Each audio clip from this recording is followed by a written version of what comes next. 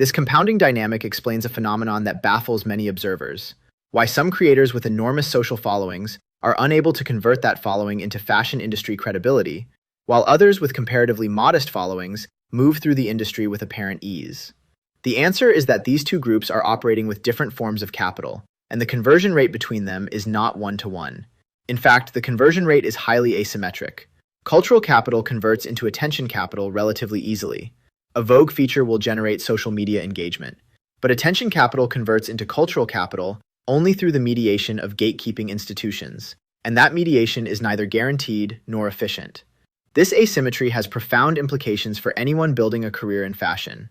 If your strategy is to accumulate attention capital and hope that cultural capital follows, you are making a bet that is structurally unlikely to pay off.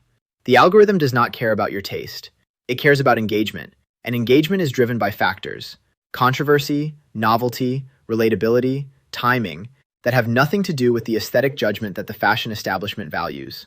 Conversely, if your strategy is to accumulate cultural capital through institutional engagement, you can often generate attention capital as a byproduct. The fashion world's most commercially successful figures, the ones who actually sustain careers over decades rather than burning brightly for 18 months, are almost universally people who built cultural capital first and allowed attention capital to accrue as a consequence. This is not to romanticize the fashion establishment or to suggest that its judgments are inherently superior to the crowd's. The fashion establishment has its own biases, its own blind spots, its own tendencies toward insularity and exclusion. But what the establishment does have, and what the algorithm does not, is a long memory. It remembers who you were last season. It tracks your trajectory. It evaluates you not on a single viral moment, but on a body of work.